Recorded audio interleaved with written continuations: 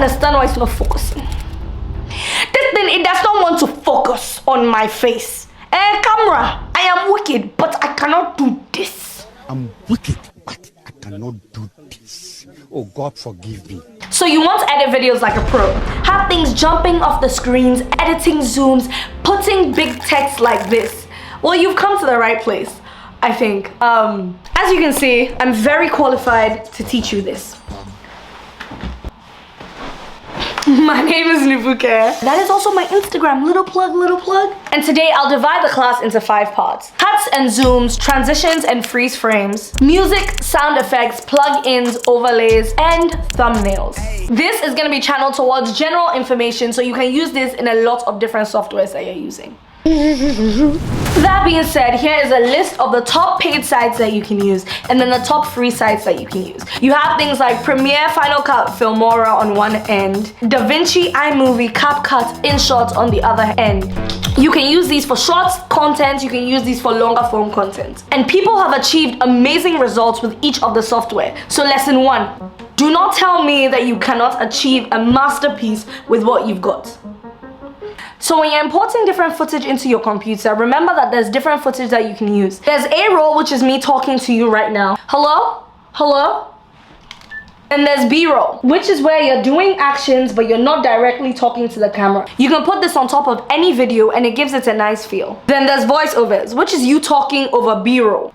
And don't sleep on the iPhone voice memos. I've recorded a lot of my voiceovers on here. How I edit my videos is dependent on what I want for a video. For example, with my Why I'm Single at 22 video, I wanted to write a script. Why not make this a whole series? I mean, you guys know how I love my series. Huh? I write scripts because I think better when the camera is not on me. Even this video has a script. For vlogs, these are the easiest to edit for me because it's just film, stitch, bang. The hardest thing to do is to make sure that people don't get bored. But being bored is relative. So you have people like Mr. Beast, Eric, Casey Neistat, Kelly Wakasa, who have fast-paced videos. But you have people like Sophiology and Lydia Dinga, whose videos are slow-paced and, you know, you put it on as you're cleaning your house and it's meant to go on and on and on. And you have like middle-paced videos. So you have Arintia Eko, you have Doobie Doo Pop, Jess Conti, Elliot Choi, Luke, whose videos sometimes are fast, sometimes are slow. Sometimes may be good, sometimes may be shit. I'm kidding, all of them are masterminds. So bored is relative. You just need to know the pace that you're going at and kind of stick with it. How are we doing so far? Are you still here? Do you understand what's going on? Are you sure? Basically, what I'm trying to say is that if it's not interesting, cut it. So for example, my next video is gonna be my boyfriend tattoos my name on his arm. Ooh. My vision for this video is I want people to be like, oh my God, this guy is crazy. And at the same time, they'll be like, oh, this is kind of sweet. So basically, he's filmed an intro. So he filmed the intro that's more personable, and then he goes into why he's getting the tattoo done. Hello, my name is Marcel. I'm getting tattooed today. Why did I say my full name like that? And then he also gives us a tattoo tour of his body. 1 time out of 10. And my most recent, Nibuke. So anything that doesn't leave me feeling this way, I cut it. He's not talking and it's not a funny, awkward silence. Cut it. Zooms. It can be a cut zoom to emphasize drama, or it can be a Ken bends, which is when the zoom slows into place like this. You can even cut zoom and then Ken bends at the same time, like this. Da, da, da.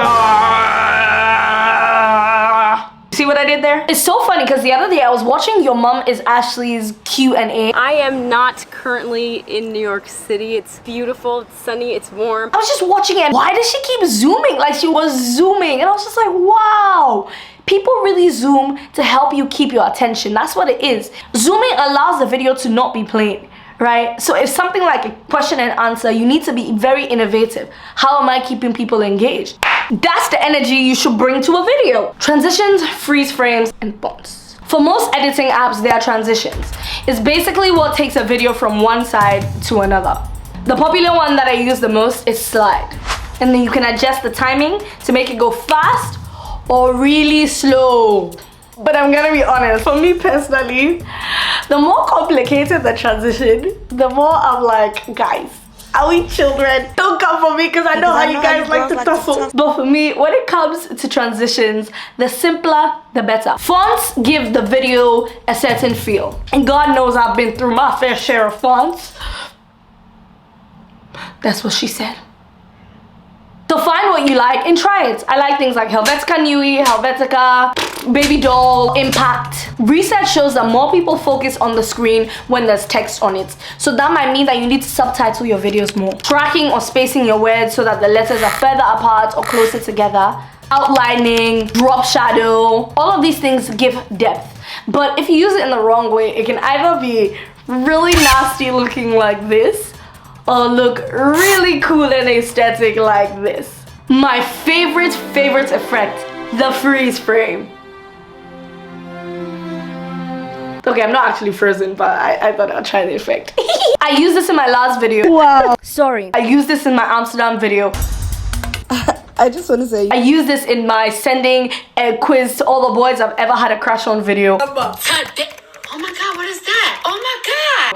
I am obsessed with freeze framing. The definition of freeze frame, it means like freezing the frame. Each video has a frame, so let's zoom into the timeline right now. Each video has a frame, and on the last frame, you basically screenshot. You guys, I don't do the video thing, so this is, bear with me, okay? I don't know the correct terminology, but basically, freeze framing allows you to pause on the last frame and then make magic happen.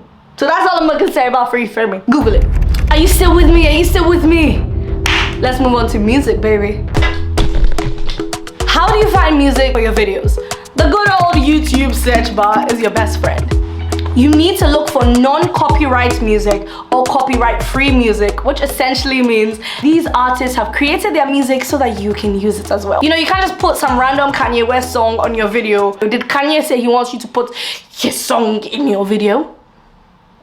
But pay attention, because sometimes you will put copyright-free music, and then when you upload it onto YouTube, you'll get a strike, or they will tell you you can't use this music because it's somebody else's music. So make sure that the music is truly copyright-free, and this is just done by simply uploading the video onto YouTube. And before you make it public, please check. Bye, don't lose hope. You can still use some of your favorite artists, and this is with YouTube's new feature, YouTube Shorts. Essentially, the Shorts library is infinite. So honestly, the way short form content is taking over the world, I know I should be listening to my own advice here, but at this point, just use short form content, and you can upload things on YouTube, and you can choose from the sound library of YouTube Shorts, and it's basically all your favorite songs. So there's little hacks that you can kind of use to kind of finesse the system. So for example, I use a lot of memes, and sometimes the memes that I use have music in them.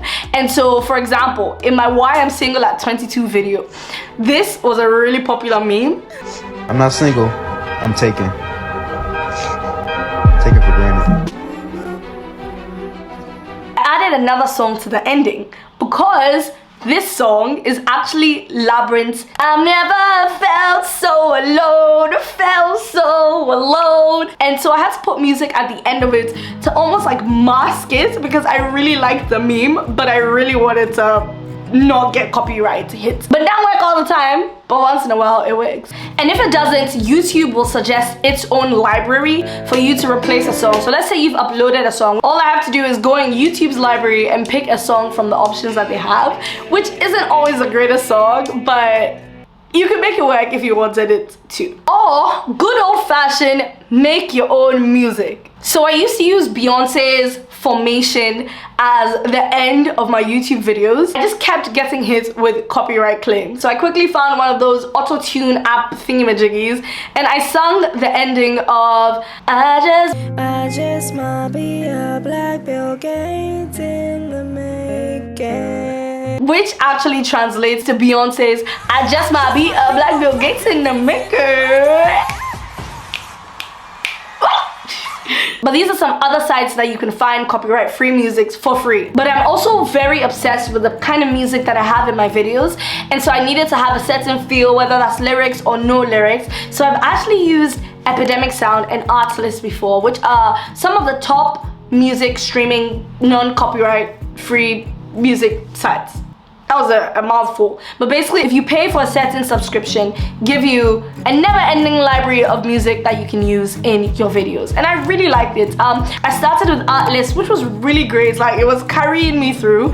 But I wanted to try Epidemic, so I moved to Epidemic, which is currently carrying me through. And I'm extra excited because Epidemic has a little library of Afrobeats that I love. Listen, if you want it to carry you through, you just sign up with my affiliate link so that it can also carry us through together. Okay. Epidemic also comes with sound effects, which is like very exciting. But if you want to find sound effects, simple. Just go on YouTube. Popular meme of sounds of 2022. And look, you've got that. So that's what I do. I download it and I just slide it into my videos. Now, are you still with me? Breathe. We're almost done. We're almost done. We're on section 4. Plugins and overlays. God's gift to man. Oh my god, people are like, oh my god, Nipuke, you can edit so much. Plugins. I've only just started trying to make my own effects in After Effects. I attempted this in the traveling to Paris for a blind date video, which is why you can see a little bit of errors if you zoom in closer, but I'm a beginner, so don't judge me. But effects like this and this are all plugins that I don't know how to use. So I would recommend that you start with a lot of free plugins because there's so many things that will come and say, subscribe to this YouTube channel, or like even this lady who's watching me right now, you know, she's a plugin. Hi lady, subscribe. And then once you found all those really cool ones and you rinse them, then you can start focusing on getting plugins from sites like Envato or Motion VFX, which are also really cool sites to find some plugins. So overlays are like a filter that you put on top of a video. Nipuke with a filter? Nipuke without a filter. So have you seen that popular maths one where you're confused and you're kind of thinking and there's math equations everywhere? You murdered this man. That was basically somebody putting an overlay on top of the video. And you can do that for things like dust. Such a dirty space. Wind. I'm cold. Or snow. Basically, overlays are just really cool filters that you put on your videos. Last but not least, the head, but not the tail. Thumbnails. I'm just trying to be a poet. Essentially, you can do all of this work and your video still won't be seen. Why? Because you had some shoddy ass thumbnail. Bye.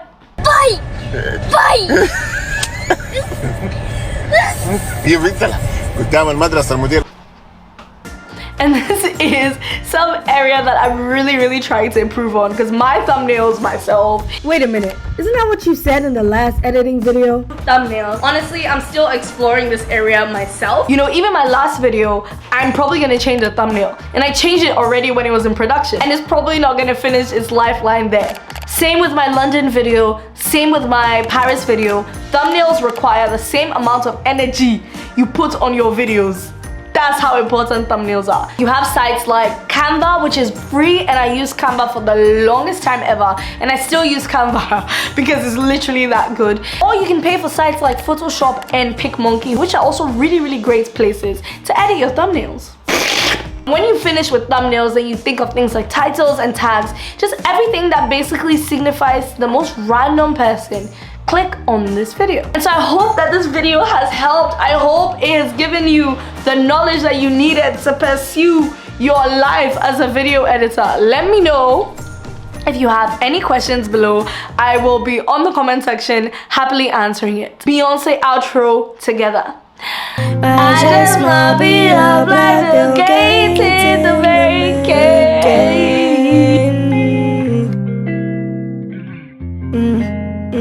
So watch this space. Watch this space.